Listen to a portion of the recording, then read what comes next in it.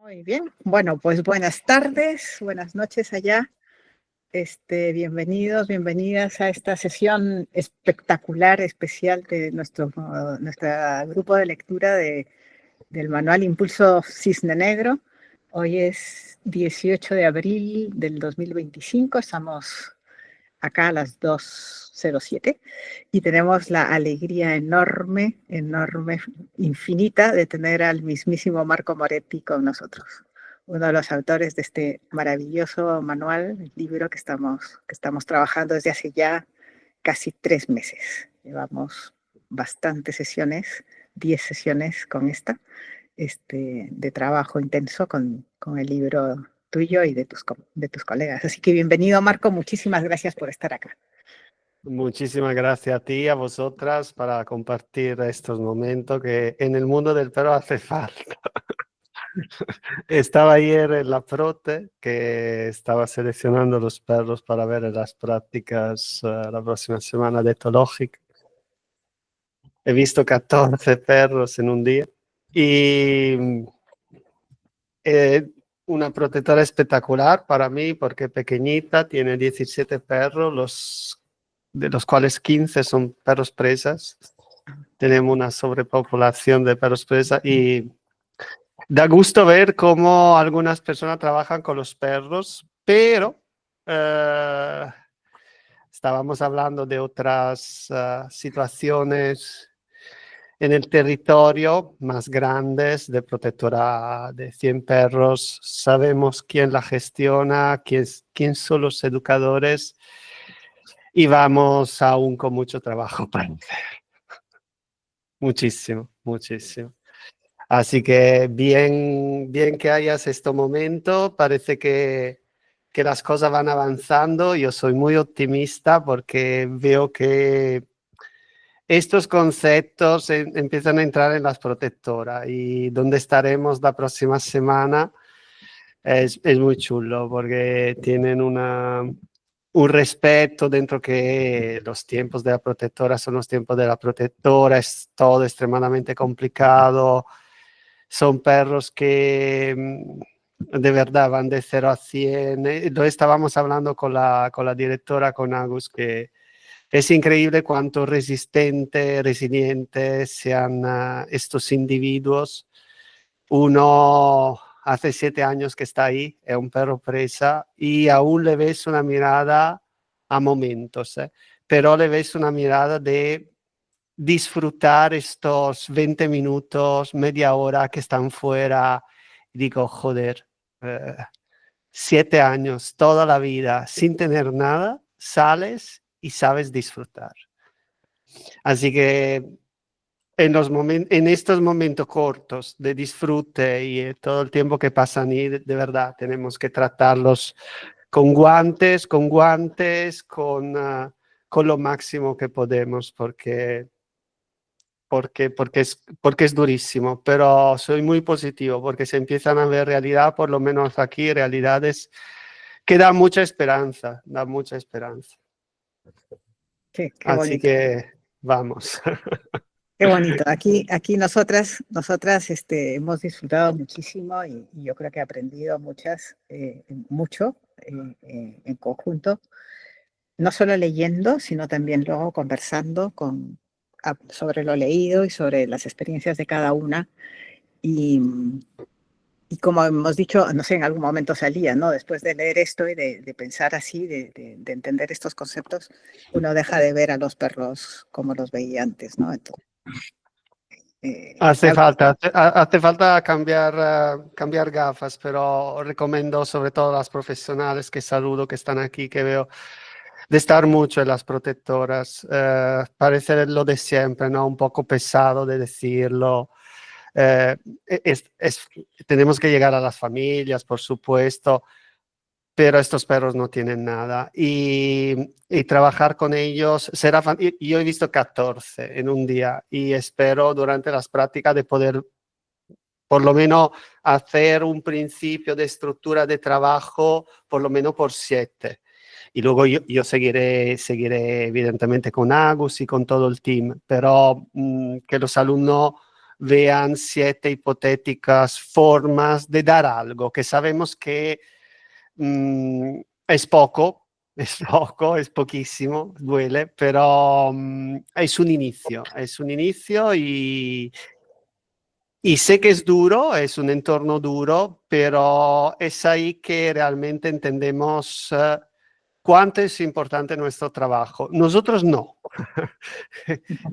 Por desgracia, veo que hay una cosita, un aire en el mundo del perro donde, no sé, hemos perdido quién son los protagonistas, sinceramente. Yo por primero he tenido varios de estos momentos y hay que estar atentos, ¿no? Porque un poco la fama, estas tonterías, este ego y perdemos de vista. Así que volvemos a entrar en las protectoras y vamos a ver por qué trabajamos nosotros, si es porque nos conozcan más o para los perros, porque si no es esta última hipótesis, yo creo que hay trabajos más fáciles y más rentables. Así que... Es cierto, es cierto. Y quizá pensándolo en muchas de las que están acá, que no son educadoras, o las que no son educadoras, también lo que se puede aportar del boca a boca, muchísimo, del tú a tú con otras muchísimo, familias, ¿no? En la misma muchísimo. familia humana. Sí. Muchísimo, muchísimo, muchísimo. A veces pensamos de tener que hacer cosas enormes, ¿no? Pensamos al día a día, pensamos al perro que estamos ayudando, a la familia que estamos ayudando. Sea una, es importante. Una, más una, más una, más una, porque mm, si no, si pensamos a todos los perros, sí. Primero, hay decepciones enormes, ¿no? Porque los ayuntamientos no ayudan, a veces también en las escuelas se podía hacer más, intentaremos siempre más entrar en las escuelas, que es súper importante, pero como dices tú, Carmen, cada uno haga un poquito, porque esta forma que llamámosla como queremos llamar, la educación respetuosa, educación amable, los nombres no tienen ninguna importancia, pero darle fuerte sin parar, porque de verdad veo que hay muchos cambios. Esto creo que es imparable, que la gente no se entristezca a veces para pensar, bueno, hay mucho adiestramiento, hay muchas cosas. Sí, siempre habrá, pero de lo nuestro habrá siempre más. Y os digo, ayer estaba viendo esta prote que más o menos 3, 4 años funciona de una determinada forma, está dentro un grupo grande, ¿no? De protectora y es la única que trabaja así de bien, creo. También algunas compañeras suyas de otras son muy buenas, muy, muy buenas. Y funcionan las cosas, funcionan. Hasta le llegan perros de otras protectoras que si no estarían ya en otro mundo, ¿sabes? Y con muchísima paciencia, bueno, la base es crear relación primero, evitar cualquier tipo de conflicto, haciendo lo que decimos que hay siempre que hacer, que es muy complicado meter en la cabeza de las familias, la gestión. La gente quiere que el perro cambie. Y cuando hablamos de traumas, de haber vivido experiencias súper chungas, pues un individuo o necesita años para cambiar o no cambia y no pasa nada, porque a través de una buena gestión, separaciones, forma del manejo, tipo de paseo, qué herramienta usamos, con esto ya a nivel de bienestar se consigue muchísimo. Pero no sé por qué muchas familias, y no hablamos de la protectora, cada vez que tú insistes con la gestión, piensa que no quieres solucionar el problema. Cuando lo estás atacando a la raíz del problema, que empieza por la gestión. Por Y el esto es un entorno sería. poco, algo que tenemos que hacer entender, porque luego hay siempre lo de siempre, ah, no, esto no puedo hacerlo, no puedo hacerlo. Ahí tenemos que ser bastante estrictos. Es decir, yo te digo cómo tiene que ser la gestión para que sea bienestar y tienes que seguirla, porque cualquiera persona podría seguirla con un esfuerzo. Yo he cambiado casa para mis perros, he cambiado todo. No hace falta llegar a tanto, pero que las familias no sean perezosas en lo que es la gestión. Y luego el perro, con menos exposición a todo lo que le cuesta, a todo lo que genera dificultad, pues luego el recorrido es mucho más fácil, mucho más fácil. Así Y que creo que hay un cambio de mentalidad, de cambiar de soluciono el problema a modifico todo lo que está alrededor de la dificultad. Y ahí la ataco, no el perro. No ataco el perro con el problema, tú tienes que cambiarlo, tengo que solucionar. No, ataco todo lo que genera la dificultad. Y desde más tranquilidad, el perro sí que puede desarrollar herramientas de gestión que de verdad lo ayudan a solucionar en parte, porque no hay que asustarse de en parte, tenemos que ser honestos, si tenemos un poco de experiencia a nivel de profesión, como profesionales, tenemos que decir a la familia, ahora vamos para que esto se solucione en parte, ¿vale? El todo al principio no existe porque son temas emocionales, son temas de déficit de neta primaria, son temas de cosas súper mega complicadas. A nosotros nos han encerrado un mes en casa y aún estamos en análisis. Y hay perros que están 4 años con 20 familias y 5 protectoras. Y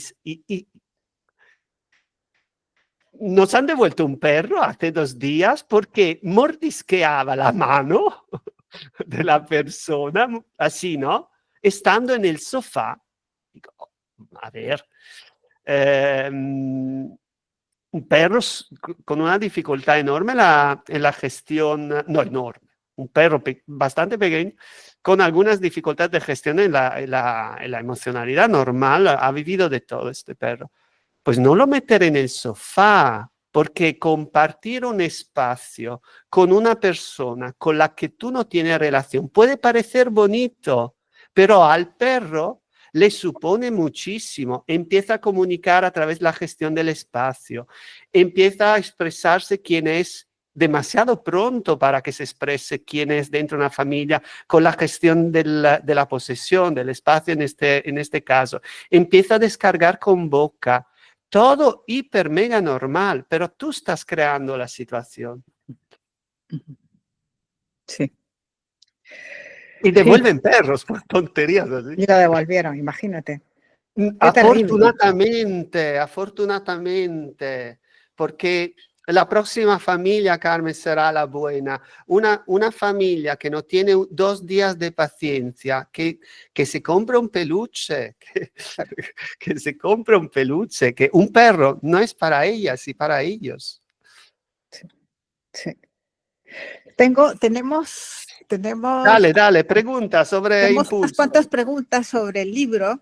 Machacarme. Entonces voy a ir dando la palabra a la persona que quiere formular la pregunta, porque Sí. aquí, aunque tú no te lo creas, nos hemos preparado.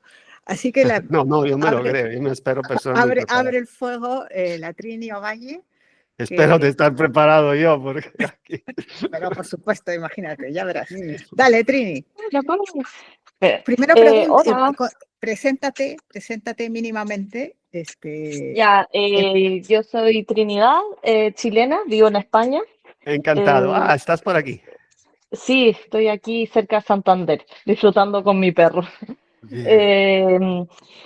Esta pregunta va más bien orientada como tutora cuando vimos la comunicación del perro. Sí.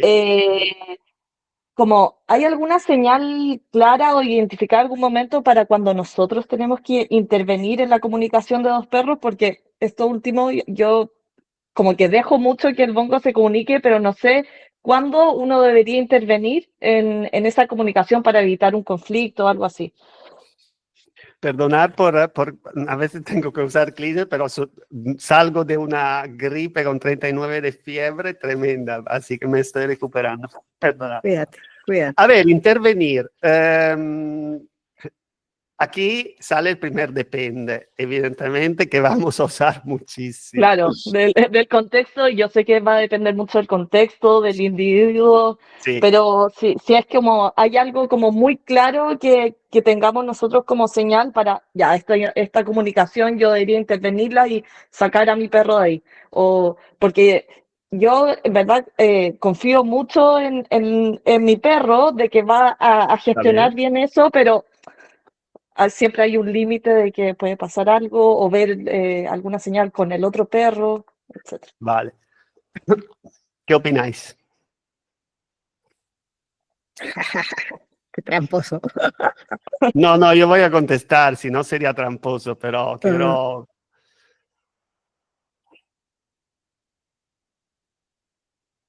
Sin eh, miedo, sin miedo.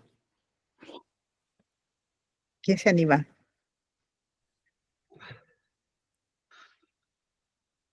Sin miedo, sin miedo. Así se aprende, chicas. Exacto. No me ¿En qué hace se, llamar. en qué se fijarían? Mínimo. Intervenir o no intervenir.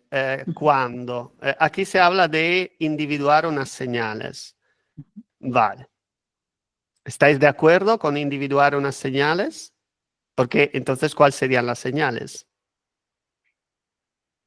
Depende del perro, tienes Sole, que conocer al Sole hace perro. así, Si vale, no vale. conoces- Cristina. que si no conoces al perro es imposible.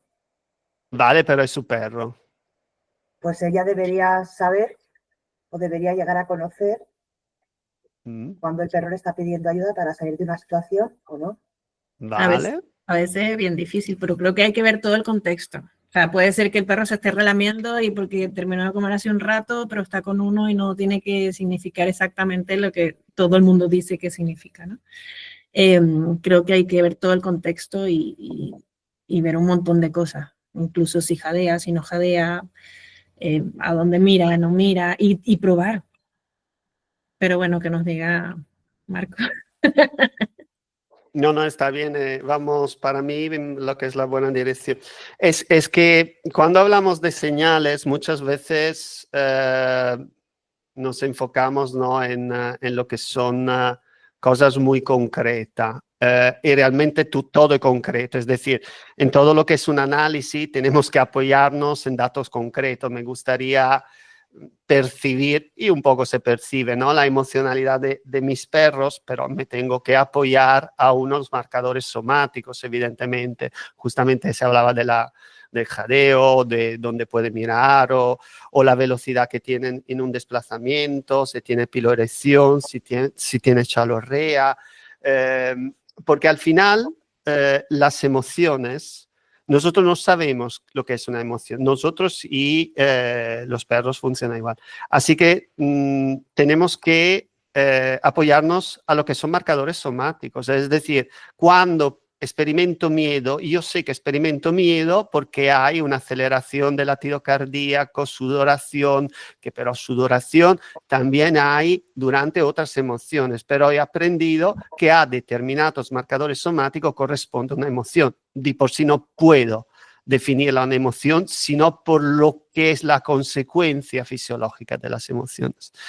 Así que con los perros las señales no son, si pensamos, siempre cuando se habla de señales, uno puede pensar a cosas muy concretas, muy específicas, muy definidas, muy protocolizadas, como clasificó Turit en las señales de calma, que nosotros sabemos, pensamos, con mucho mérito que han tenido, pero un poco superada. Porque en general yo te contestaría, antes de contestarte, hemos tenido una temporada donde los perros eran maestros, así que no intervenir nunca, nunca, nunca, nunca, nunca, porque cualquier cosa tú haces como humano, haces desastres. A ver, podemos equivocarnos, como en todas las relaciones, pero intentamos ser parte de las experiencias con la relación que hemos construido. Nosotros que entendemos los perros como familia multiespecie, evidentemente si los considera como robo es otra cosa, pero aquí vamos en esta línea. Entonces, nosotros humanos somos parte de las experiencias de nuestros perros. No existe que el perro siempre sepa lo que es lo mejor que hacer. ¿Por qué? Porque a lo mejor viene de años de absoluto aislamiento social. ¿Y cómo puede tener herramientas sociales si nunca ha podido desarrollar herramientas sociales? A lo mejor llega de déficit en etapa primaria, separado de la madre a 1 mes y medio, así que seguramente va a desarrollar una gestión del estrés, por ejemplo, que es parte, ¿no?, de la modulación en la comunicación deficitario, o sí. Quien más, quien menos, pero déficit en etapa primaria pueden generar esto. O va a vivir mal todo lo que es el tema del alejamiento, entonces si no está la familia, si no está el tutor y la tutora, a lo mejor que va a vivir con preocupación una interacción social y entonces la comunicación social alejada de la familia. Entonces, por cada individuo hay millones de factores. No es ni nunca intervengo, ni siempre intervengo. Esto está clarísimo. Luego hay etapas de vida en que se tiene que acompañar más. Evidentemente un cachorro acompaño más, siempre acompaño un cachorro, desde la tranquilidad, desde la actitud lúdica. Yo siempre estoy en la comunicación de un cachorro. ¿Por qué? Porque tiene que tutelarse y el mundo le tiene que aparecer siempre una oportunidad, nunca un problema. Entonces estoy muy presente. Si es un adolescente, tengo que intervenir a distancia, solo cuando sirve, porque es dentro esta primera individualidad que el perro se construye y yo no puedo ser parte siempre de todo esto. Así que ahí por etapa de vida intervengo menos. Con un adulto hay muchísimos depende. Es un perro adoptado que tengo que acompañar más o no, entonces tengo que dejarlo mucho más independiente. Y con un senior empiezo otra vez a estar presente, pero para tutelarlo físicamente, porque tiene déficit cognitivo, de vista, de oído, etc. Así que también cuánto intervengo cambia por las etapas de vida. Y luego entra toda la individualidad. Una vez que tengo claro que no existe ni siempre ni nunca, y que mal hemos hecho pensando que los perros son maestros. Los perros son maestros si han tenido un desarrollo en etapa primaria perfecto con la madre. ¿Cuáles de nuestros perros? Ninguno. O poquísimo. Si luego han tenido una etapa de vida de adolescencia donde nosotros hemos sabido hacer esto, ¿no? Relación, presencia a distancia. De entender que el conflicto es parte de esta etapa de vida. Entonces no hemos metido enfados, demasiados enfados, límites inadecuados, etcétera, etcétera, etcétera. Pues si respetamos todo esto, yo creo que realmente podemos intervenir lo mínimo posible. Se da el caso, pero que todo esto casi nunca pasa. Entonces tenemos una responsabilidad. Cuando nuestro perro, para mí, cuando nuestro perro no tiene las herramientas para estar en unas situaciones a nivel comunicativo, que no sabe gestionar esta comunicación, yo siempre intervengo. Es decir, no te dejo en la mierda, para ser franceses, ¿vale? Para expresarlo de una forma muy elegante. Mi responsabilidad es, entendiendo exactamente la diferencia entre acompañamiento y que no llegue a ser sobreprotección, y en esto a veces tenemos que tener alguien que nos observa desde el exterior, ¿no? Una pareja, un familiar, porque a veces nosotros sobreprotegemos y no nos damos cuenta.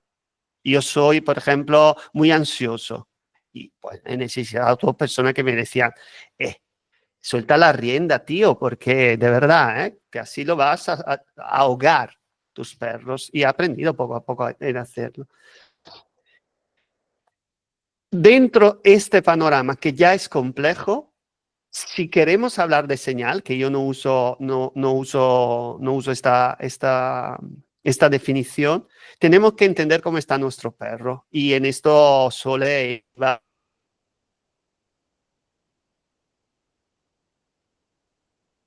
comunicación. Primero, mi perro está en un estado emocional para desarrollar una comunicación provechosa en este momento, porque si no, pues hacemos otra cosa, no lo meto en una experiencia social.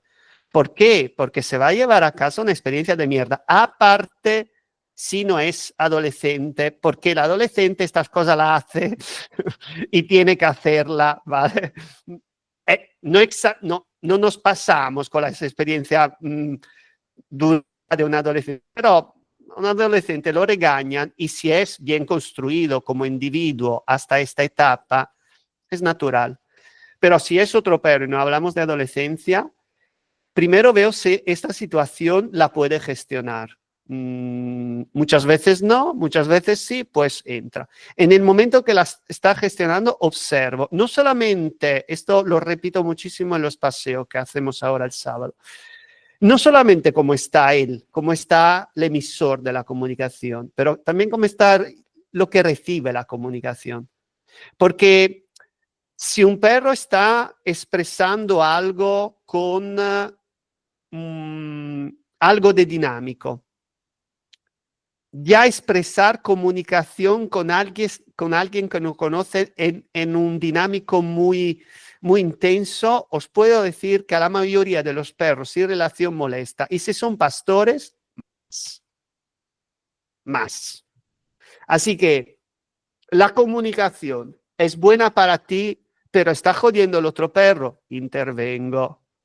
Porque yo no solo intervengo a tutela de los míos, intervengo a tutela también de los demás, porque si no sería incoherente.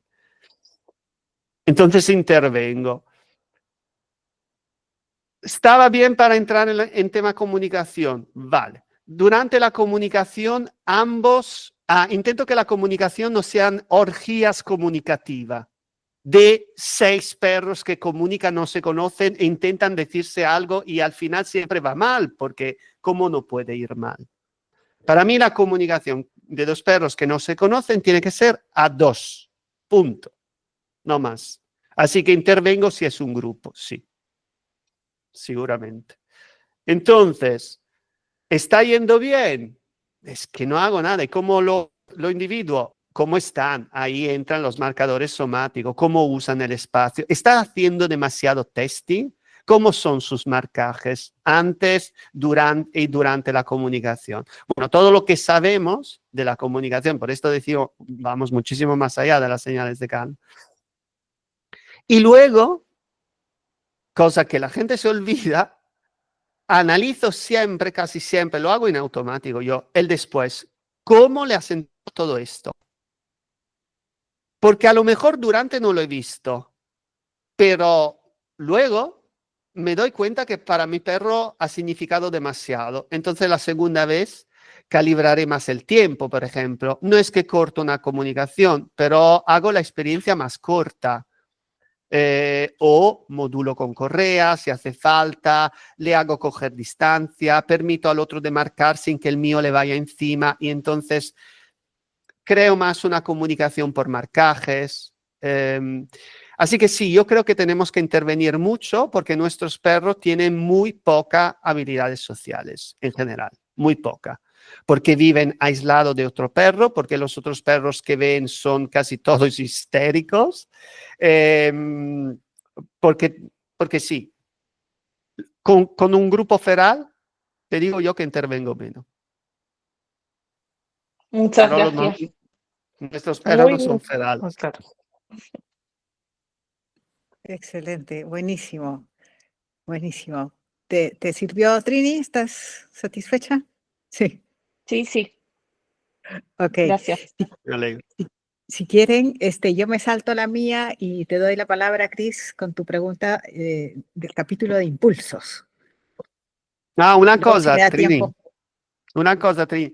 Si Sí. vemos que porque estamos un poco obsesionados de hacer siempre la cosa bien y nunca la haremos bien siempre, porque se habla de cosas importantes, relaciones, comunicación que no es la nuestra y todo esto. Así que si nos equivocamos, existen herramientas fantásticas como las descargas y todo esto que si ha supuesto demasiado para nuestros perros, recuperamos inmediatamente no es que vamos a casa y a comer, no, descargas, por ejemplo, saber cómo descarga nuestros perros por ejemplo, podemos poner una pausa durante una comunicación intensa y hacer que los dos perros usen descargas, cada uno la suya.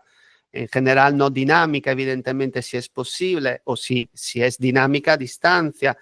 Es decir, tenemos también herramientas que podemos proporcionar a nuestros perros sin tener que interrumpir una comunicación, pero dándole una pausa, una recuperación emocional y luego evaluar si, a lo mejor a veces pasa, pueden volver a entrar en una dinámica comunicativa. Muy, muy claro. Muchas gracias. A ti. Gracias, Marco. Cris. Sáltatela también, si quieres, Carmen, que esta no es muy importante. Es una Muchísimo. cosa que salió y No, yo creo que sí, prefiero las dale. de... Es que es de impulsos y es interesante el tema de los impulsos. Dale. No te... Pues, ¿qué impulsos se dan en una secuencia de pastoreo? ¿Qué perro?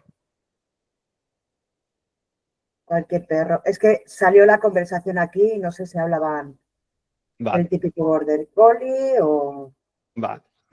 no sé Porque exactamente. cuando hablamos de perros pastores, evidentemente es un mundo, ¿no? Y cuando hablamos de pastoreo, generalmente la gente se refiere a pastores conductores, ¿no? Que son los Conductores. perros que desplazan el rebaño, pero también alguien se refiere, técnicamente no es lo máximo correcto, pero el pastoreo también puede ser un perro guardián de rebaño tipo mastín, ¿no? Que se encarga, ¿no? del grupo, que pueden ser ovejas o lo que sea, porque son impulsos extremadamente diferentes. Lo que hemos buscado en los perros de pastores conductores, evidentemente es lo que luego genera dificultades cuando transportamos estos perros en un contexto que no era lo que están pensados, ¿no? La casa. Entonces, aquí tenemos un impulso predatorio extremadamente alto y más que nada es el combo que caracteriza los perros pastores conductores.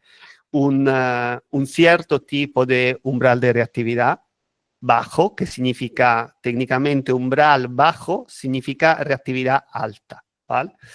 Así que evidentemente buscábamos perros que se activen al mínimo movimiento. Entonces estos son los pastores conductores, porque una oveja que sale un poco de donde tiene que salir, pues tienes que reaccionar rapidísimo a la señal del humano, tienes que reaccionar súper mega rápido. Entonces, perros que reaccionen súper rápido a cada cambio, a cada evento que se presenta en un contexto, que reaccionen y lo hagan constantemente muchas veces, ¿no? El arousal è un parámetro cuantitativo como l'umbral de reactividad. La reactividad te indica cuántas veces un perro se activa en una determinada situación. Por ejemplo, un border collie, ¿cuántas veces se activa con una lagartija que se mueve? Siempre. O muchas veces o siempre. ¿Y con qué intensidad? Esto es la arousal, el punto de activación emocional. Con una intensidad alta, porque pensamos al border collie que desplaza ovejas, pero pensamos al kelpie que desplaza vacas. Así que imaginar la intensidad que tiene que tener un perro de, ¿cuánto era un kelpie? 25, 30 kilos, si es macho hembra, para desplazar animales de toneladas, ¿sabes? Es que tonelada, quintal, no sé cuánto es la vaca. Y hace falta una intensidad enorme. Entonces, un impulso predatorio importante, con una arousal, con un umbral de reactividad determinato, pero perros constantemente conectados a alguien, referente, el pastor o quien sea, que le da indicaciones, porque si no, imaginar el follón. Así que hemos buscado también un impulso social afiliativo extremadamente importante, que no es tan presente en otra tipología de perros, porque no se iba buscando exactamente esto. Tienes que, en una situación de alta intensidad, estar constantemente interesado a coordinar con el referente. Luego es súper interesante el tema de qué tipo de impulso social afiliativo está presente en perros. Porque, por ejemplo, en el pastor conductor es esto, ¿no? Las indicaciones, las importancias de las indicaciones. Dale tú una indicación a un nórdico y ya verás qué tipo de impulso tiene, que te hace así. Estos perros son muy presentes dentro las indicaciones en este caso, porque luego el tema de cómo viven la relación por cada perro es... Pero imaginar el impulso, por ejemplo, por un caza, por un retriever, uno piensa, vale, entonces también el retriever, el impulso social afiliativo, tiene que ser muy parecido a lo del pastor conductor, ¿no? Porque es un perro que, el retriever es un perro de caza, un perro que cazaba en situaciones extremas de estanques, de agua con mucho barro, es un perro potente, ¿no? Y tiene que ir a recuperar en situaciones tan extremas la presa que el cazador cazaba. Cuando vuelve, pero la tiene que devolver. Es decir, no tiene que tener un coste en devolver algo que se ha ganado a pulso. Así que aquí el impulso colaborativo, por ejemplo, era la clave. Teníamos que tener una base colaborativa en perros seleccionados para ceder una presa que te ha sido en una situación extrema a recuperar. Y además contento y sentirte gratificado para cederla a un humano. Hemos buscado estructuras caracteriales, que son los impulsos al final, súper específica para los perros. Y si lo empezamos a observar raza por raza, pues vemos cuánto hemos trabajado fino, ¿no? Por así decirlo, en estos miles de años con lo que estábamos buscando. Claro, trabajado fino. ¿Cómo pensáis que han seleccionado los primeros retrievers? El primer retriever que se negaba a ceder la presa, pues solo sacrificaban o no se reproducía. Pero dentro de esta forma salvaje, ¿no? de trabajar con la genética, hemos hecho un trabajo súper de matices.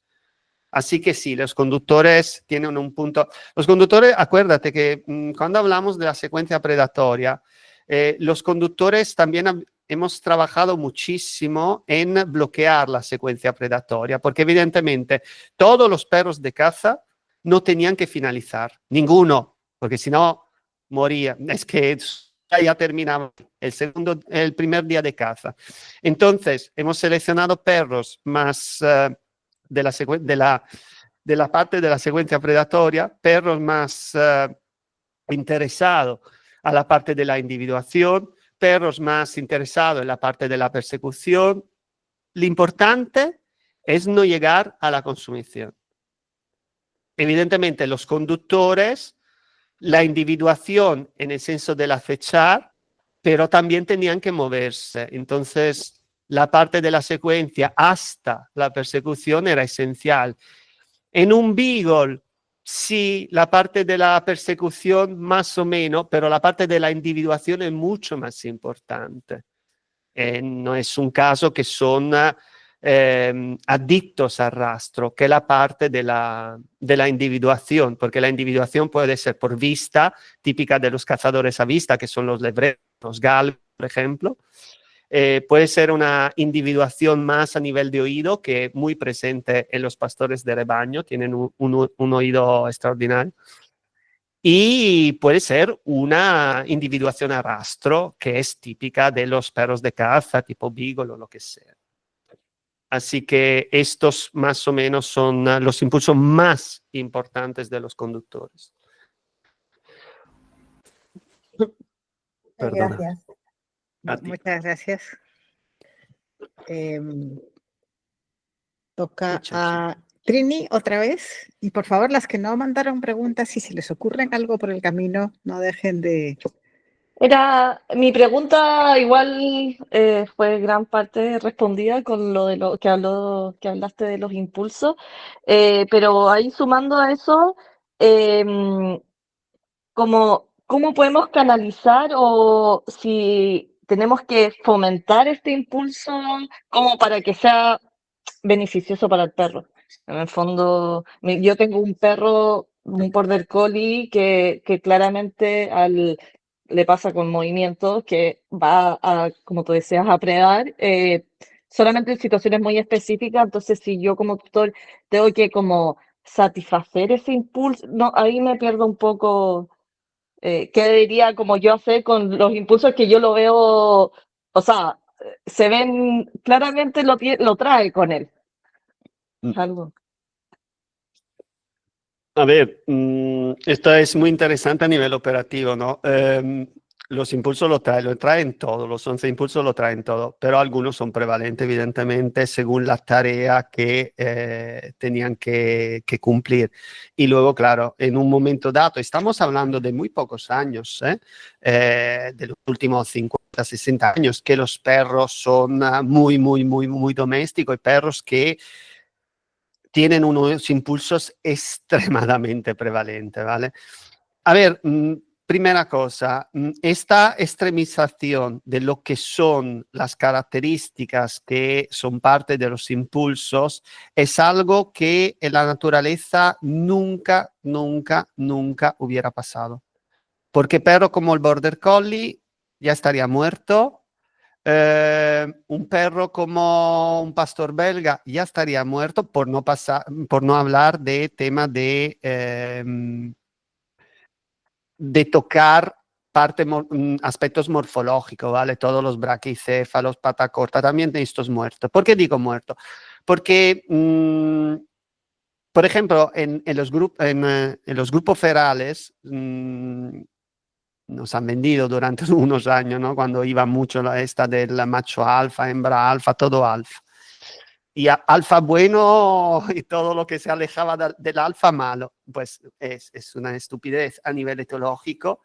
Sabemos de los estudios, sobre los estudios de perros ferales, uno buenísimo de un grupo de perros ferales enorme alrededor de la ciudad de Roma, y que la hembra eligen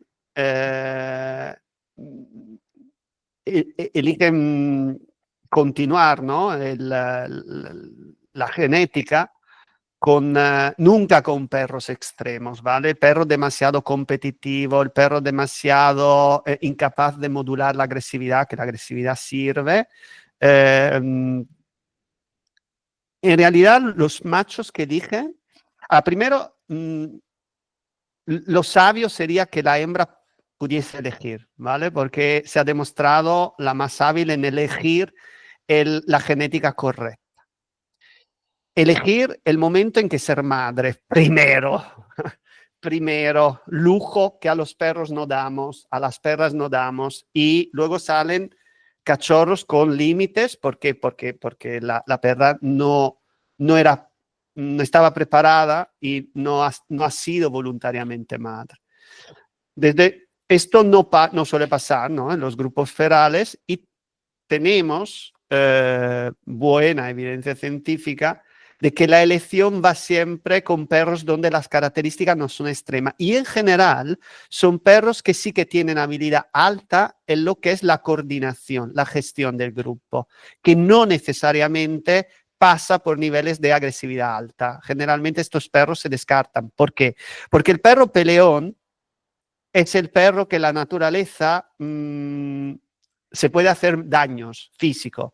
Y el perro en la naturaleza que vive de caza, muy pocos perros en la naturaleza viven de caza. También esto es interesante porque tenemos otros estudios en Brasil, en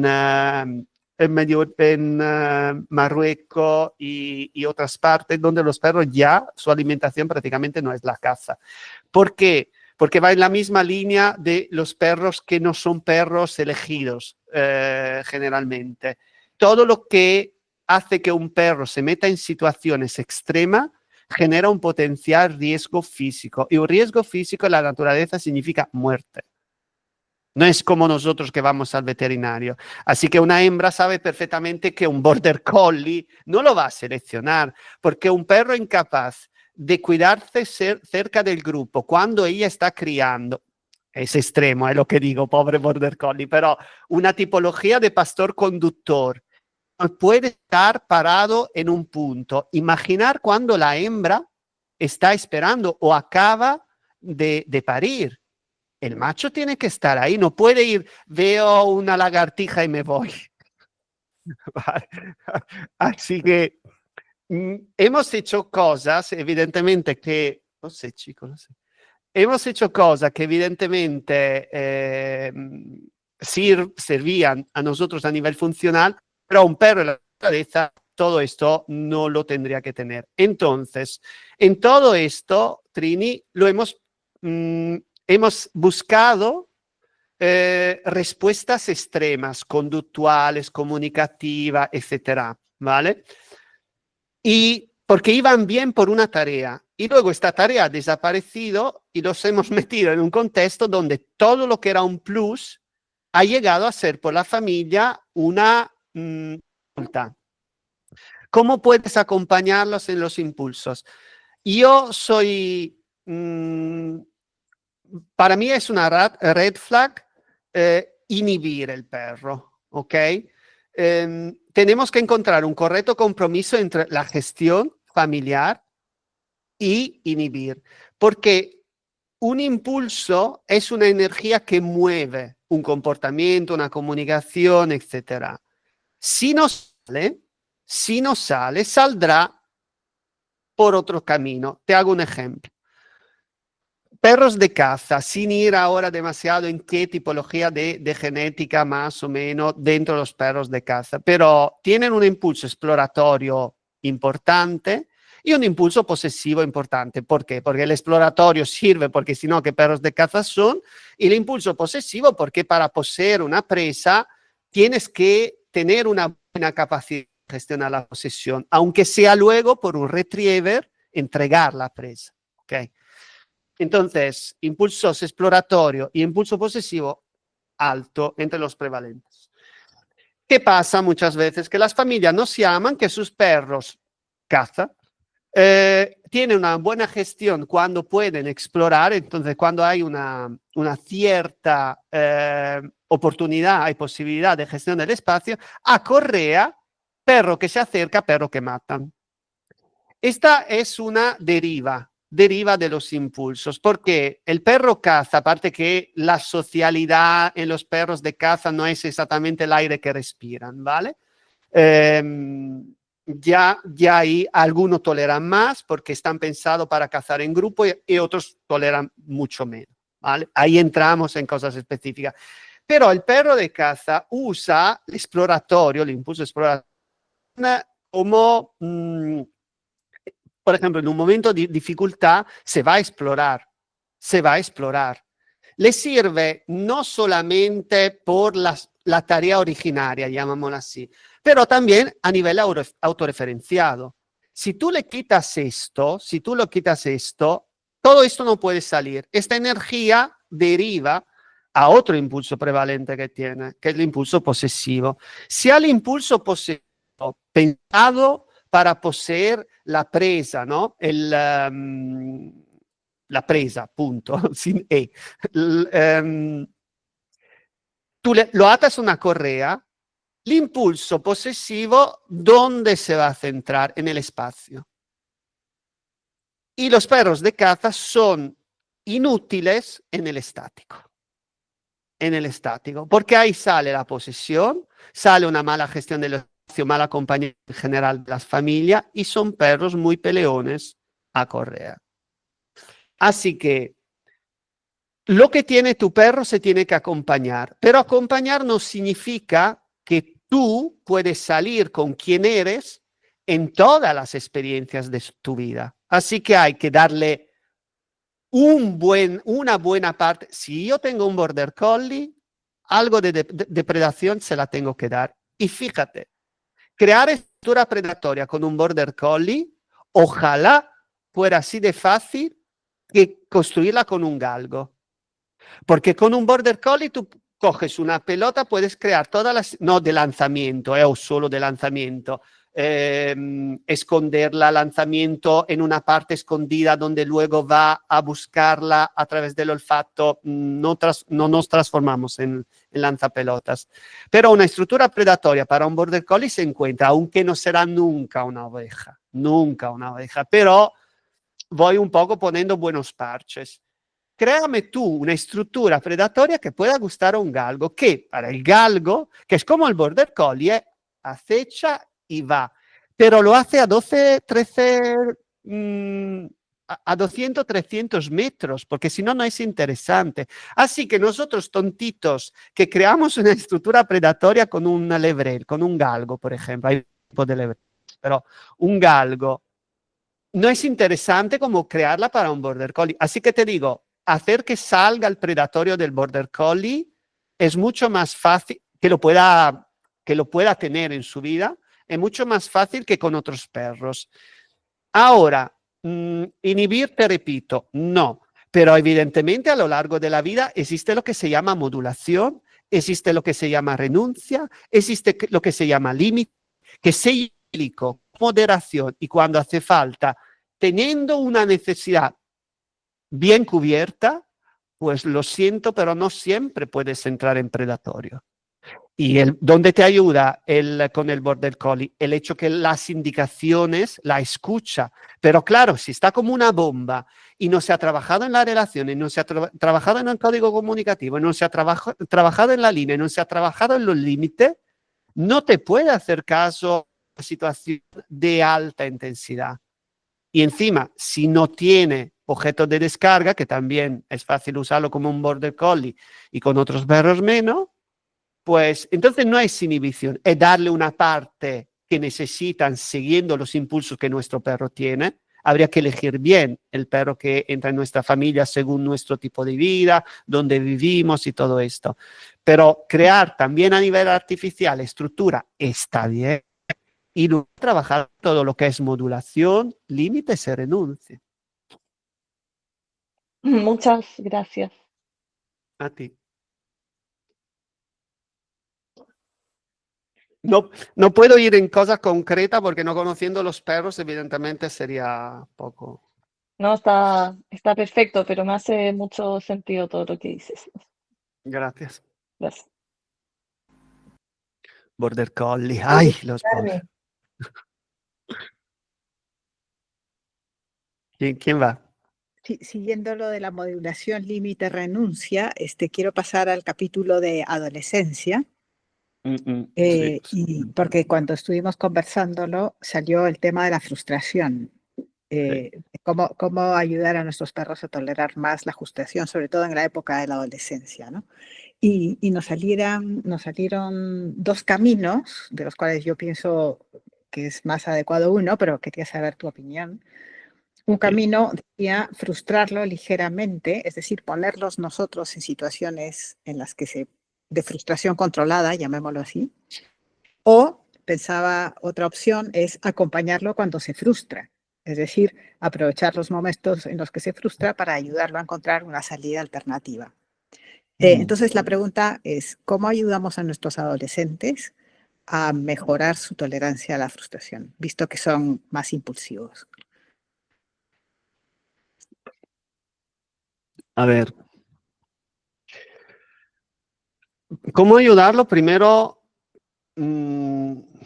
desarrollando una primera etapa de vida, porque es ahí que la frustración encuentra sus herramientas por el tema de la gestión. Imaginamos que solo es la cantidad de lamidos que da la madre a los cachorros toca directamente a nivel neurofisiológico el perro que de adulto, será más o menos capaz de generar el estrés, frustración.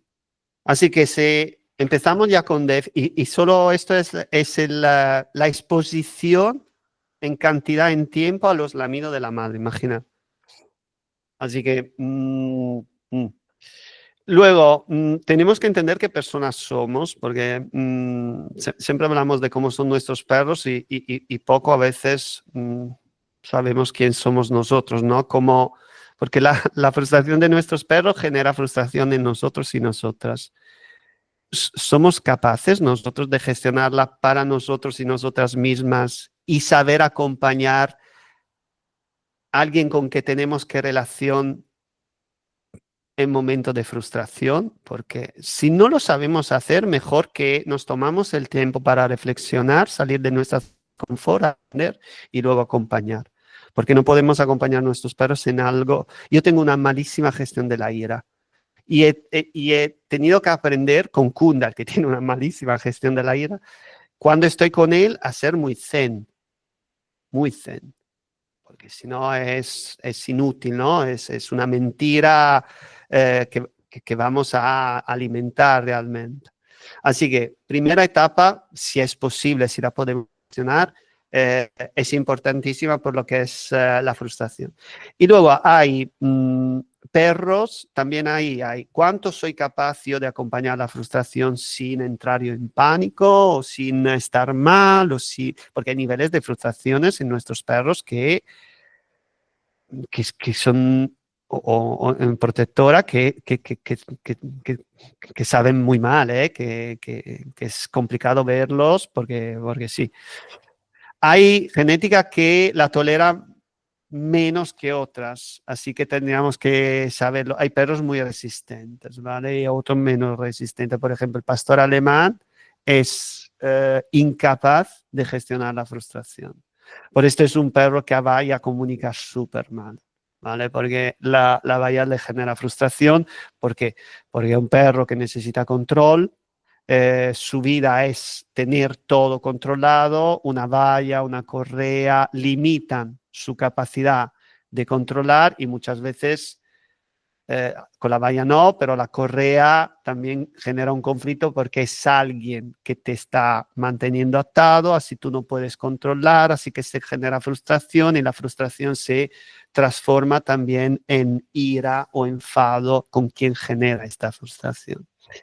¿Cómo podemos acompañarlo? Con ¿desde cuándo tenemos el perro? Mejor si cuando lo tenemos es muy joven, pero podemos empezar en cualquier momento. Con todo lo que es modulación, con experiencias a bajísimo umbral, bajísimo. La frustración, y aquí te respondo, yo no la causo. No la causo porque lo veo innecesario, porque nuestros perros están frustradísimos por cualquier cosa y porque tengo que añadir yo porquería a su vida, que no crea una situación de frustración para gestionar la frustración, pero sí que lo que hago es, veo en qué experiencia está mi perro. Por ejemplo, pastor tipo chico, cuando ha llegado, malísimo, no sabía ni quién era, quién podía ser, teníamos que construir todo, venía de varios traumas. Pues ahí le he dejado su frustración andar, ir, ¿no? Porque no tenía yo la base de la relación para que pudiese apoyar cualquier tipo de desarrollo. Así que ahí la ayuda que yo le he dado fue muchísima descarga. Él empezaba a estructurar la comunicación en posesión, así que yo he aprovechado dejándole en casa, en jardín, porque la adaptación ha durado 6 meses en el jardín antes de entrar en casa con los otros. Y había botellas de plástico como unas 20, 30 en todo el jardín, porque ahí aprovechaba que él la podía usar como puente a nivel de posesión en términos de comunicación, pero también a nivel de frustración lo ayudaban porque llegaban a ser descarga. Así que lo puedo ayudar en términos de descarga y luego solo si hay relación en modulación, que puede ser con correa, con gestión del espacio, con lo que sea. Pero lo que hago yo sobre todo evalúo un poco las familias, qué tipo de relación que tienen con sus perros y qué capacidad de evaluar cuando una frustración es dañina para sus perros. Si el nivel es muy, muy alto, saco el perro de la situación. Y luego sí, intento, pero no la creo, intento que no se vuelvan a generar situaciones tan altas y sabiendo que las tan altas son muy dañinas para, y que no es ahí que yo voy a modular y acompañar a dar descarga, cuando se presenta una situación parecida a muy baja intensidad, mucho menos de la que yo he visto, desde ahí empiezo a desarrollar herramientas de descarga y de modulación.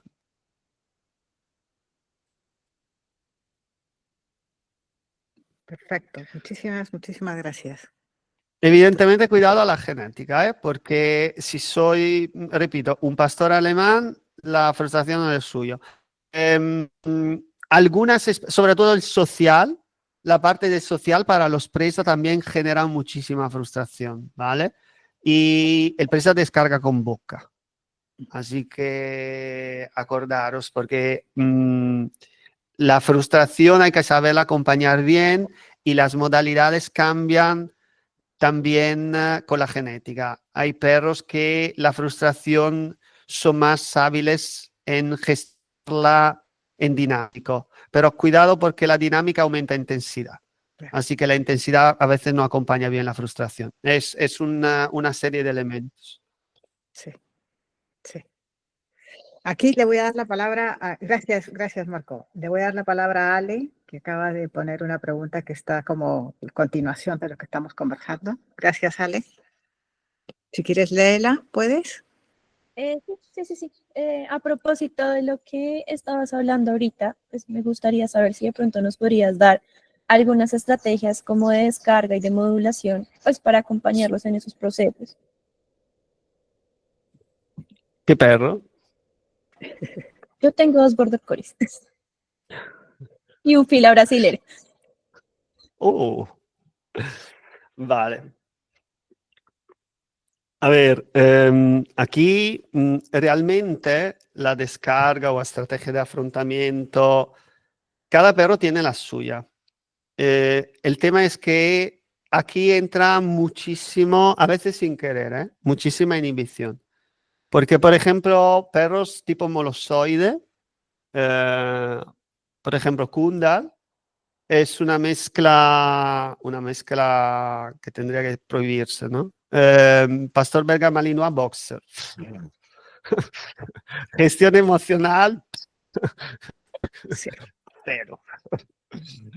Y desastre.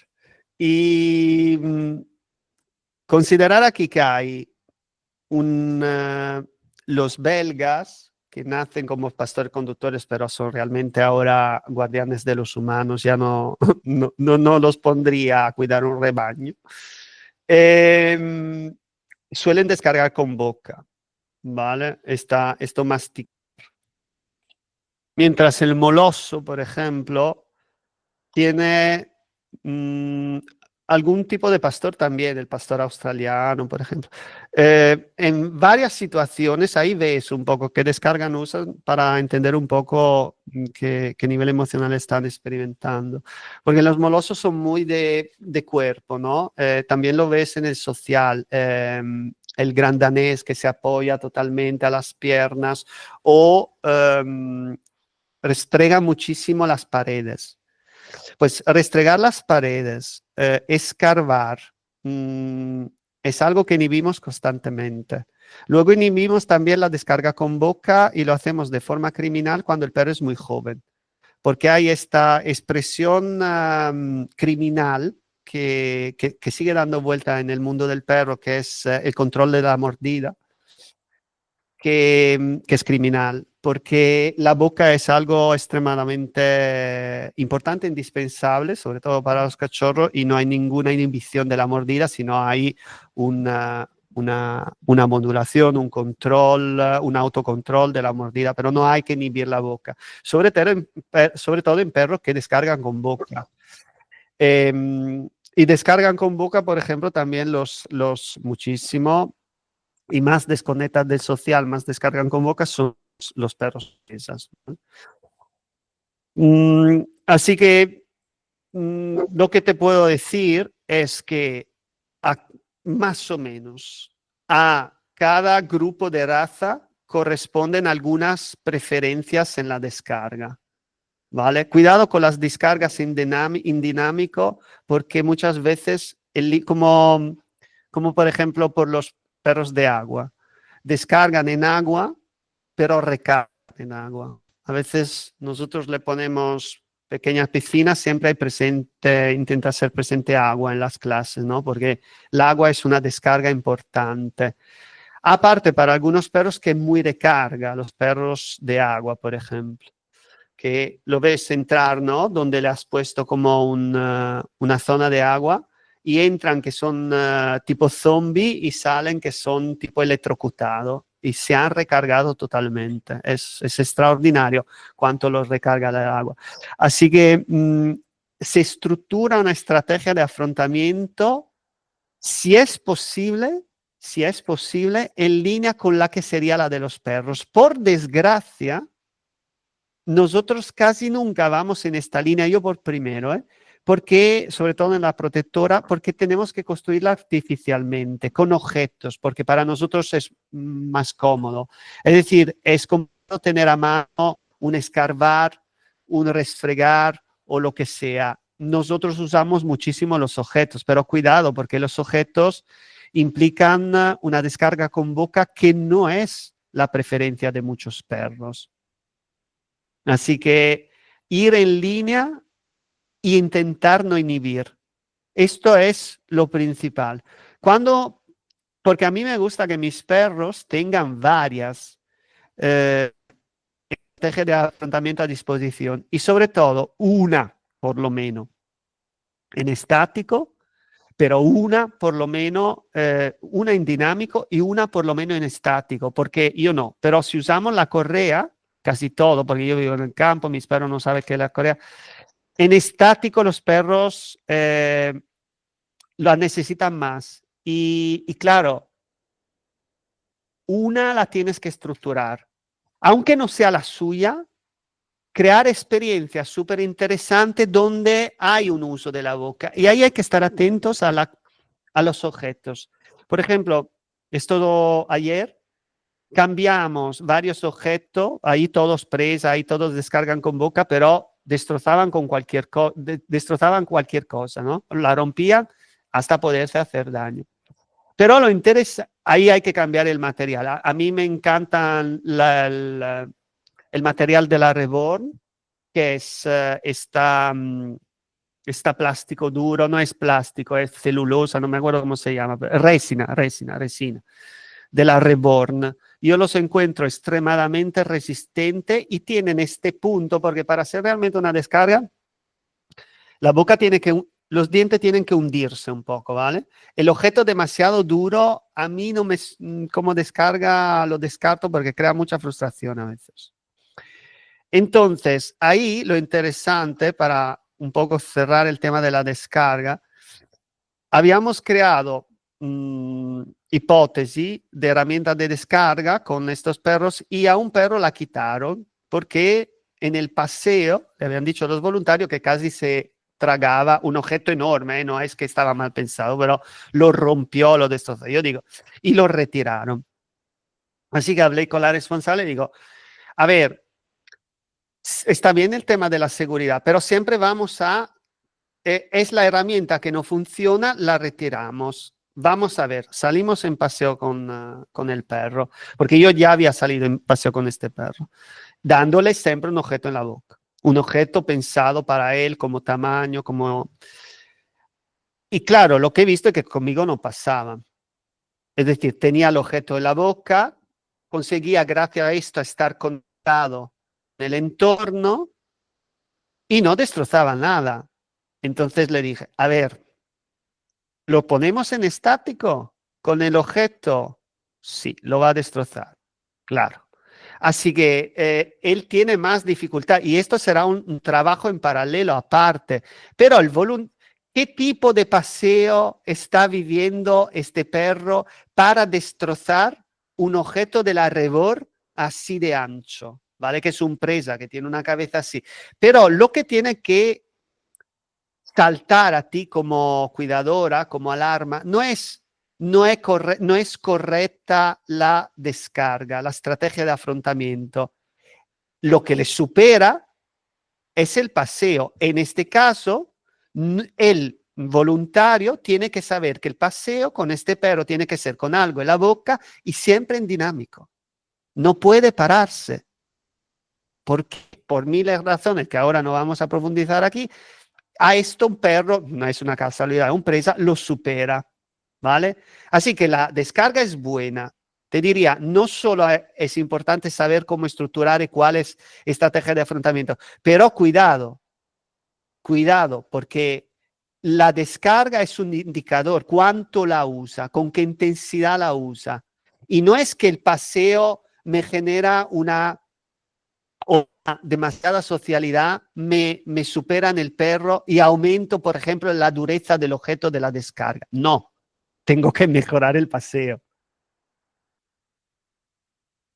Así que siempre en línea con la que elegirían, una dinámica, una estática, los objetos, elegirlo muy bien por la tipología del perro y evaluar las indicaciones que te da de cuánto la usa, porque menos irá usándola, significa que lo que un perro tenga que ir con toda la vida, con un aro en la boca, con una pelota en la boca durante los paseos, no pasa nada. No pasa nada.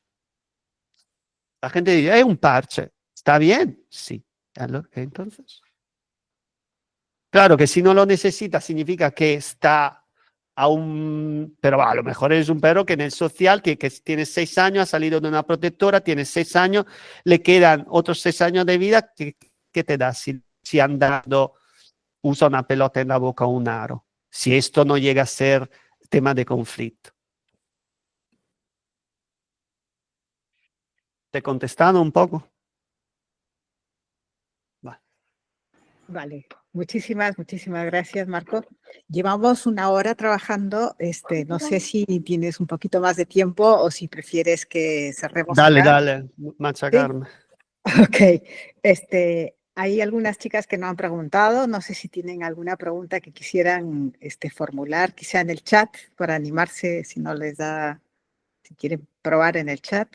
Si no, yo tengo aquí otras preguntas. Tengo algunas sobre el tema de lateralidad que podemos compartir entre Cris y yo. Chula Si la quieres, lateralidad. arranca Cris y luego yo me uno. ¿Había una pregunta o qué? Sí. Hice tantas preguntas que no me acuerdo. Escucho mal, perdón. Sí. De verdad, ¿eh? No me acuerdo. ¿No la tienes allí delante? No. ¿Te la No, leo? lo tengo en Barcelona, estoy en Valencia. Sí, no me acuerdo, en serio.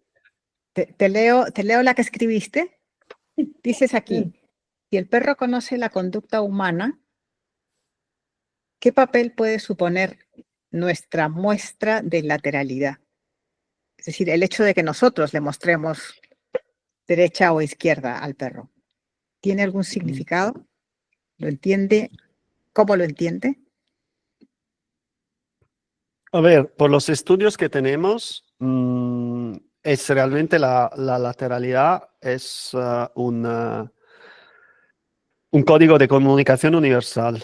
Se ha súper estudiado, hay evidencia científica de sobra, ¿no? Nosotros cuando escuchamos o miramos solo con el ojo derecho o el oído derecho o al revés, si una peli, una música nos transmite más miedo o situaciones placenteras, se ha estudiado en todo tipo de animales, así que esto salta lo que es una... Sí, amor, ahora. Esto salta... chico. Él tiene horarios, es pastor alemán.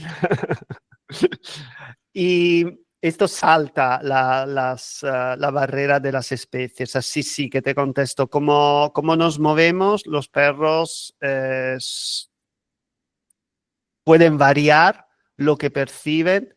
Sí, lo perciben en libertad suya de observar o presentarse con lateralización izquierdo-derecha. Esto está súper estudiado. Yo había hecho un estudio, un inicio de estudio hace 6 años. Es un trabajo que presenté a la universidad como trabajo de final de máster. Y sí, había una parte que aún no he completado de transportar todo esto en protectora, pero con una recogida de datos que se pueda acercar a un estudio científico, porque los parámetros para entrar en un estudio científico son súper mega complejos. Os aconsejo de experimentar, sobre todo lo que vais en una protectora, si meter un arnés o enganchar una correa por la parte derecha o izquierda cambia. Por todo lo que sabemos a nivel estudios, o sí, ¿vale? Porque se han hecho estudios sobre la lateralidad, tanto a nivel de emisión, y ahí es súper claro que una exposición de la parte izquierda es cuando se eleva muchísimo la posibilidad de conflictos. Ahí es más fácil verlo. Pero también se han hecho estudios en el receptor, ¿vale? En los perros, en lo específico, se usó un perro robot, así que ya la contaminación olfativa, y se puso en una cierta dirección según donde entraba el otro perro, y lo que podía mover era la cola, era un robot, y la movían más lateralizada izquierda o derecha. Y se notó una diferente predisposición emocional del perro que se acercaba. Así que es un código de comunicación válido y universal, tanto por el emisor cuanto por el receptor. Así que no tenemos datos si humano-perro, sobre humano-perro y lateralización específico, pero por lógica te puedo decir que sí que es importante. Que la tengan poco entrenados con nosotros, como tienen poco entrenado lo que son la gestión del espacio, la gestión de la trayectoria, la gestión de la prosémica, porque somos random, cómo nos movemos con los perros. Sí, se habrán adaptado a no confiar en estos códigos de comunicación con nosotros, ¿vale? Y apoyarse más, por desgracia, a la parte de la verbalización con nosotros. Pero si todo fuera más un compromiso a nivel comunicación entre quién somos nosotros y quién son los perros, tendríamos que usar mucho más la lateralidad. Esto, forzarnos un poco más de una vez. Qué bonito. Muy bien, gracias. Y yo voy a continuar con el tema de la lateralización, que tengo aquí una preguntita también, Vale. que tenía que ver un poco también lateralización, marcaje, Sí. sobre este estudio que también estaban haciendo ustedes en Cisne Negro sobre la elección que hace el perro cuando se roza, roza el cuerpo sobre algo en el suelo. Es brutal, si la vais observando, es brutal. Entonces, lo que se dice allí es que si es posesivo, o sea, que puede ser posesivo o predatorio, dependiendo de cuál es el lado, ¿no? Sí. Entonces, yo lo que no entendí bien es a qué se refiere cuando dices que, por ejemplo, el roce a ver si lo digo bien, que siempre me confundo, el roce en la Tienes derecha. que pensar a cuál es la parte que más, la parte del hemisferio que más gestiona todos los dos hemisferios gestionan una parte emocional, pero cuál es, para resumir de una forma muy resumida, cuál es la parte más emocional y cuál es la parte más lógica, ¿no? Entonces te resulta claro que por el tema de la controlateralidad, todo es controlateralidad, ¿vale? En nuestro cuerpo, en el cuerpo del perro, aparte la parte del olfato, ¿vale? Ahí hay la isolateralidad. Así que te resulta muy fácil entender que sí, tocar el suelo, ¿no? Con la parte izquierda, evidentemente se refiere a todo lo que es el hemisferio derecho, entonces vas en una dirección más emocional y al revés. Entonces sabes perfectamente cuál es la acción y cuál es la posesión. Claro, pero ¿qué La quiere posesión decir? evidentemente es más lógica, es más a memoria corta. La predación es algo más de memoria larga y más emocional.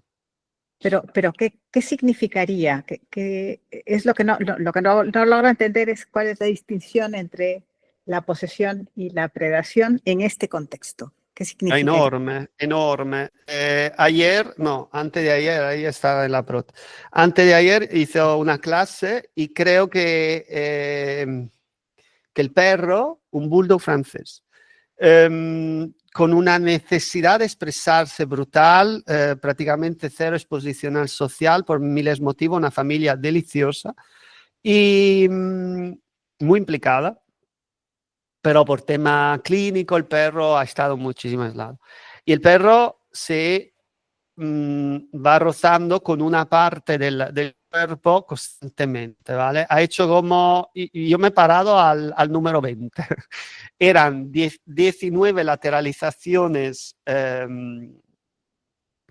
derecha y una izquierda. Digo, mira cómo va a buscar, hasta que se lanzaba así, no, perdón, a la izquierda, se lanzaba así y luego decía, no, tengo que hacerlo de derecha, ¿vale?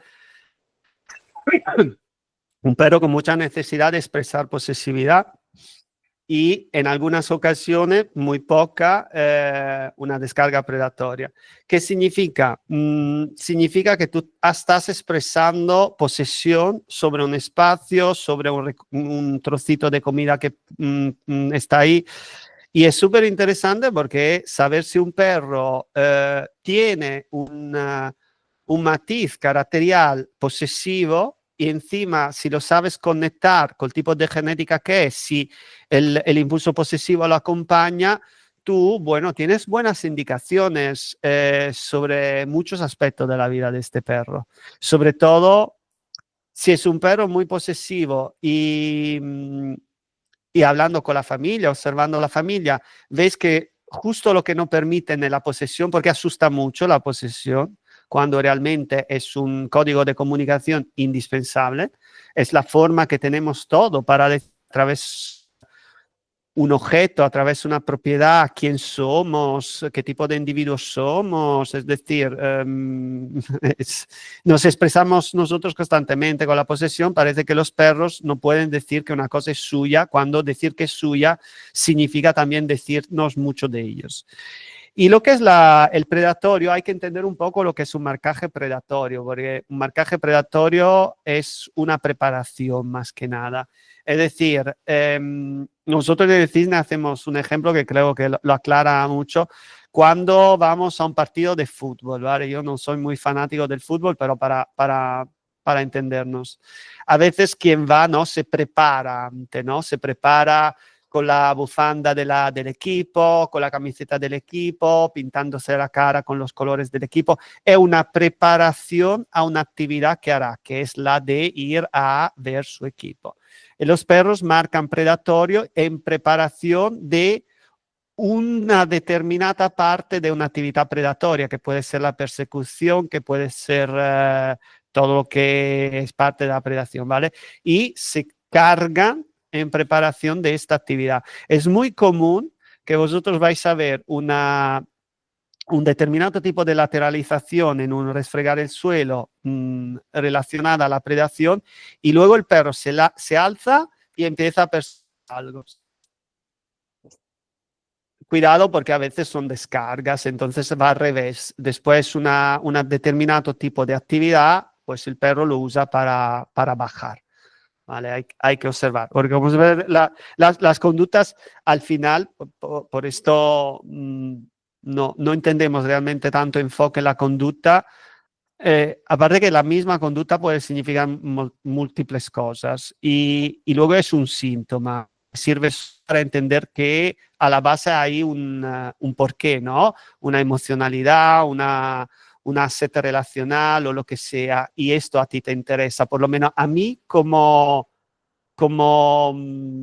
asesor en bienestar canino me interesa esta parte, luego la conducta es un síntoma. Ujú. que hace falta. Es como el marcador somático que te hace entender si un perro está experimentando tristeza, miedo o lo que sea, ¿sabes? Es la parte interesante, es lo que no se ve, pero tenemos que apoyarnos a lo que vemos. Claro. Por eso es muy importante entender los marcajes olfativos. A mí juntar marcajes olfativos con el tema de la lateralización, pues me ha hecho entender muchísimo más rápido los perros que veo, que asesoro las familias, porque de verdad, sin necesidad de el contacto directo con otros perros, me dicen muchísimo, muchísimo. Ok, ok. Ok, doy la palabra otra vez a las que no han preguntado. Arantxa, Bernie, Sole, ¿se animan? Fíjate, perdón, Rosario. te termino esta cosa. Fíjate cuando un perro, por ejemplo, tiene un recurso, sobre todo si es un recurso alimenticio, ¿vale? Un trocito de masticación. Hay algunos que marcan en posesión y algunos que marcan en predatorio, ¿vale? Pues, ¿cuánto te puede decir de un perro? Dos diferentes marcajes así, su recurso alimentar. Pues a mí mucho. Cierto, cierto. Te abren un mundo estas cosas. Y luego tienes que juntarla con todo, ¿sabes? Porque una sola cosa no te da ninguna seguridad. Es que a veces sirven varias clases para ver por el mismo marcaje realmente qué representa. Tampoco hay que tener prisa en entender un perro. Hemos pasado 2000 años sin entenderlo. Claro. Eso quiere decir que no lo puedes entender en una hora.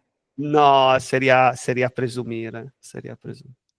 Cierto, Digo, hay cosas de verdad eclatantes, pero ojalá fuese siempre así. La mayoría de las veces son matices. cierto, cierto. A ver, chicas, ¿alguien se anima? Si no, aquí siguen las preguntas. Tenemos escritas otras, pero me gustaría escuchar voces nuevas. Venga. Antes que muero. A ver, Arantxa, aquí está. Sí, a ver, yo realmente no es una pregunta en sí, solo quería hacer un comentario respecto al tema de lo que hablabais de la lateralidad en Sí. cuanto a relación humano y tal, que yo sí que he observado que Midi, por ejemplo, cuando yo le estoy esperando y me agacho y le ofrezco mi parte derecha, le cuesta menos venir a mí que si estoy del lado contrario. Mira, Era esto es súper interesante. Era solo una percepción que se estaba escuchando antes, pero a mí me da mucha vergüenza hablar. Pero bueno, ahora lo estaba comentando porque además esto lo llevo haciendo mogollón de tiempo porque me he ido informando y cosas así, ¿no? Y sí que es verdad que cuando le espero sobre todo agachada y del lado derecho, él sí que viene más tranquilamente. Me hace un pequeño rodeo, pero viene. Sin embargo, del lado contrario es como que empieza a pajarear más, está ahí como un poco más inquieto, ¿no? Más extraño. Pero Súper nada, era chulo. una aportación que quería hacer pues, de cosas que he ido observando yo en relación a yo, Midi y la lateralidad. Mira, es que la evidencia científica es súper consistente, sea, entre paper, entre libros, en todos tipos de animales, caballos, pero todo tipo de animales, ni hay un listado. Entonces sí, no sé, hemos trabajado cosas tan más sí, y cosas tan artificiales como el bostezo, como esta cosa, y un lenguaje universal como la lateralización lo damos por perdido. Pero bueno, muchísimas gracias por esta experiencia, porque últimamente pregunto poco sobre la lateralización, porque hay mil cosas y hay que retomarlo bien. También creando estructuras operativas y observar. Luego los datos vendrán. Ok, gracias a ti. Gracias. Ok, ¿alguien se anima? ¿Alguna preguntita? Sole, Bernie, Rosario.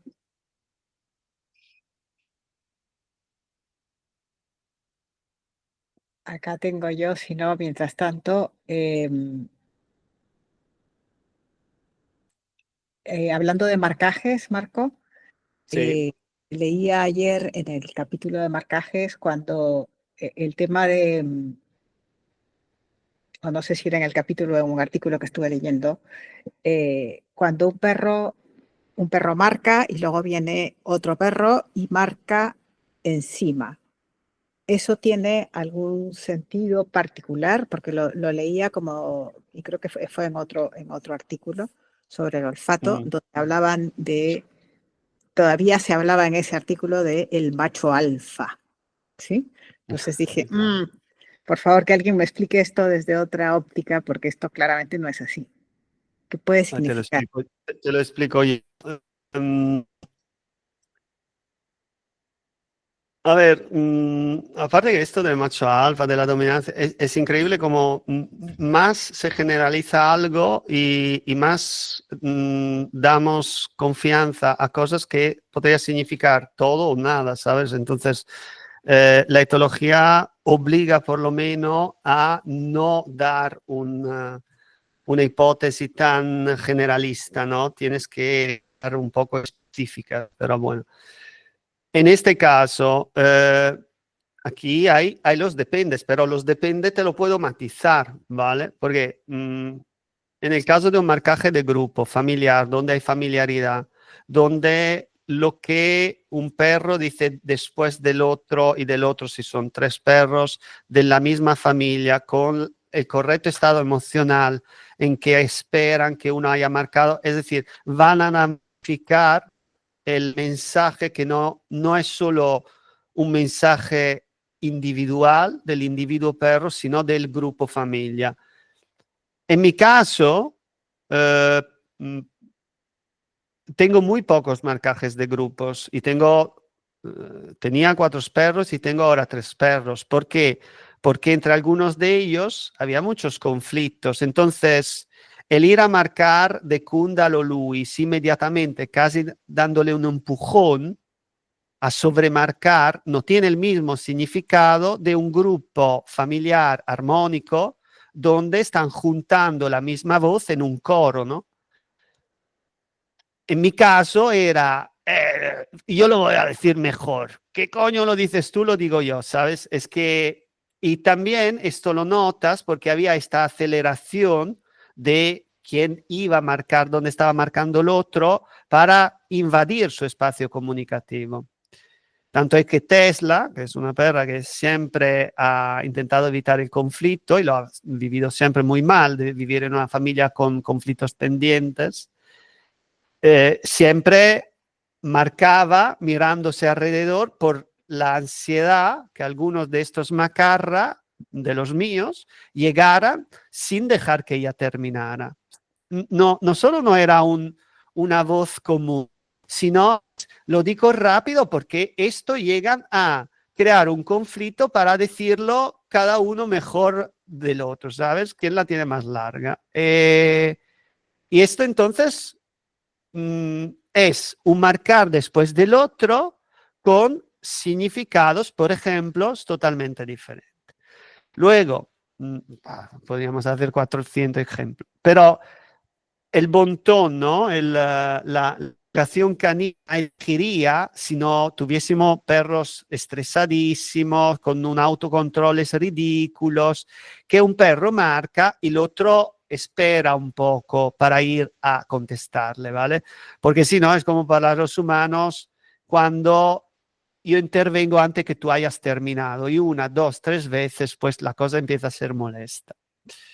Pero a veces no es por mala intención del perro, esto pasa muchísimo con los adolescentes, hasta mean en el cuerpo, en la cara del perro que aún está meando, sobre todo si son machos, pero esto no por malas intenciones, porque la incapacidad de esperar, ¿vale? O en otro caso, porque son perros que quieren cortar la comunicación al otro y ahí puede llegar un conflicto. Por ejemplo, a mí me gustan mucho los perros con muchas habilidades en términos de comunicación por marcaje, que veo que en lugar de sobremarcar, marcan a 20-30 centímetros, ¿vale? Para evitar hasta la hipótesis del conflicto. Es decir, yo te contesto, pero como nos conocemos y vemos que hay tensión, bajo la tensión con una ligera distancia del marcaje que ya no es sobremarcaje, ¿vale? Marco cerca. Así que es súper importante evaluar dónde marcan, con qué intensidad y cómo están antes, durante y después.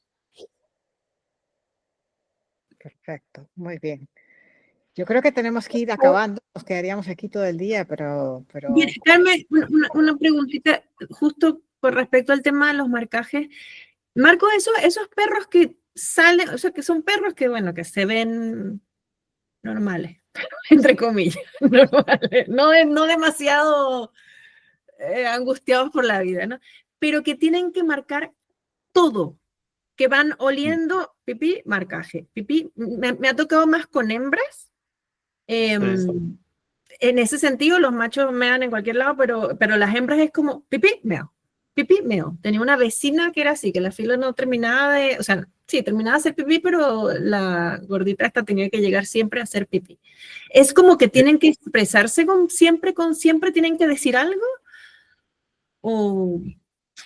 A ver, son muchas las hipótesis, no muchísimas realmente, pero algunas hipótesis se puede hacer. Es decir, para mí siempre es fascinante, ¿no? Un perro que, como dices tú, realmente dentro de lo que es el panorama no está mal, pero se expresa mucho. La pregunta es por qué se expresa mucho. En muchos casos, porque realmente no está mal en su casa, pero el marcaje es que es muy completo como comunicación. Es decir, el perro expresa todo de sí, edad, estado de ánimo, todo, lo que quiero decir, todo. Así que un perro que, aunque en casa no está mal, pero que realmente a nivel comunicativo no puede llegar a esta capacidad de expresarse, es normal que fuera se exprese mucho más. Es normal que se expresa mucho más. Y esta es la parte donde, vale, es para completarse, ¿no? A nivel de decir al mundo quién soy. Y es muy bueno porque si no llega a ser esto de te lo tengo que decir o sí, pero ahí ves también una tensión corporal, si ve acompañado un marcaje que es, no es que tengo que expresarme porque me hace estar bien, que ves un cuerpo relajado, aunque mucha frecuencia, ¿no? A veces ves intensidades que marcan, ¿no? una cierta versatilidad. Así que a veces se puede marcar por versatilidad, porque a lo mejor en casa está divino, pero a nivel social no está bien. Entonces sí marca, pero marcará con una cierta asertividad. Y luego hay perros extremadamente inseguros que tienen que marcar mucho. Son a veces marcajes más autorreferenciados, el perro que necesita a cada metro crearse una pequeña zona de seguridad y lo hacen con los marcajes. Así que vamos de la alta inseguridad a de la mucha seguridad, a la versatilidad, a muchos elementos. Y no es dicho que siempre estos aspectos caracteriales sean acompañados de estar mal en casa, ¿sabes?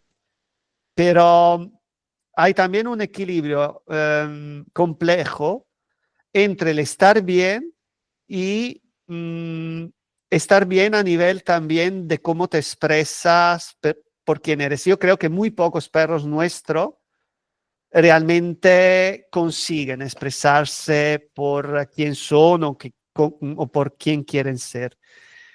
Ahí vamos, pero tampoco es fácil acompañarlos en esto. Pero sí, buena pregunta en el sentido que siempre se ven los marcajes de alta frecuencia como un problema. No siempre. Hasta te diré, perros muy hábiles a nivel social, como era Frida, la perra de Giorgio Giuseppe, ella marcaba muchísimo.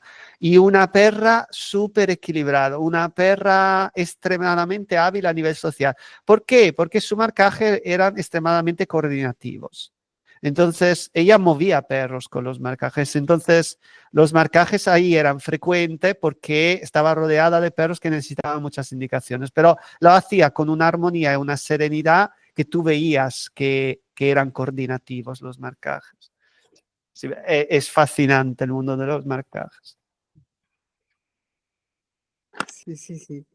Muchas gracias, Marco. Gracias, Sole, por la pregunta. Tengo una última pregunta con la que podríamos cerrar, si les He parece. contestado solo, porque yo cuando empiezo a hablar de marcajes, voy. Sí. No, porque acuérdate que tenemos otra sesión al final de todo, entonces allí vamos a exprimirte también. Sí, sí. Eh, Ahí estaré con Georgia. Eso será fascinante. Tenía una pregunta aquí, la última que está anotada, de Chris, sobre estrategias. La pusiste ayer, me parece. Una diferencia, ¿te acuerdas? Diferencia entre dinámica social y estrategia social. Ahí Perdón que no he escuchado bien. La diferencia entre dinámica social y estrategia social. Ah, vale. No sé por qué me acerco, porque además tengo esto que no es que me acerco, escucho más, pero bueno. A ver, una dinámica social es una experiencia donde hay una interacción social, ¿vale? Entre varios individuos. Una estrategia social es algo que estructura un individuo por determinadas finalidades sociales. Es decir, la dinámica social es lo que pasa entre dos o más individuos. Una estrategia social, que puede ser una estrategia de test, por ejemplo, es una estrategia en apertura para conocer un perro. Es decir, es una estrategia que te sirve por diferentes finalidades sociales, o decir no a un individuo, o decir cambiamos espacio, o decir mil cosas, ¿vale? Pero la dinámica es lo que es la experiencia entre los varios individuos. Y la estrategia social es la herramienta máxima, compleja, evidentemente, que sirve a un individuo para alcanzar finalidades sociales, de apertura, de cierre.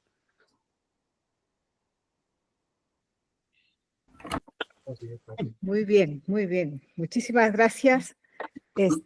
Yo realmente me quedaría aquí hasta el fin del mundo, pero no quiero abusar. Yo termino rápido si no me curo. No quiero abusar de tu tiempo y tampoco el de las chicas, que también. Un placer, gracias. Yo les quiero agradecer a todos y a todas la presencia. Pedirles a las que están con la cámara apagada si quieren ponerla un momentito y nos tomamos una hermosa foto. Y preguntarles si les parece bien que esta sesión la hagamos pública, si no hay inconveniente, Marco. No, para mí. Digamos, dejar pública y así también hacemos No, presencia. ¿he hablado mal de alguien? No me acuerdo. No, nadie ha hablado mal de nadie. Bernie, Vale, no sé vale. si estás allí para esto. Bueno, vamos a ver. De todas formas me funan siempre, así que si hablo mal o bien, me funan igual, así. Oh, qué bonito, todos en... Saca foto. 3, 2, 1. 3, 2, 1. Ok. Muy bien, entonces con permiso de todos pondremos esta en público y haremos una anotación ahí abajo que es parte de nuestro grupo de lectura. Estamos muy agradecidas, Marco, a la generosidad de Cisne Negro de haber puesto a disposición de todas nosotras estos conocimientos de esta manera tan generosa. Y nosotros nos quedan todavía unos capítulos por recorrer, así que al final de... Muchísimas gracias por la elección de Impulso Cisne Negro. Para nosotros, bueno, son muchos años de trabajo, no tanto por la, evidentemente, escritura del manual, sino por la búsqueda de las teorías constante en lo que hemos creado con Giorgio y Giuseppe. Siempre habrá mil formas de mejorar todo esto. Creemos que sea una base bastante buena y muchísimas gracias por dedicar atención, pasión e interés a lo que hemos creado. Muchísimas gracias. Ok, gracias a todas y con esto nos despedimos. Chao, chao. Chao.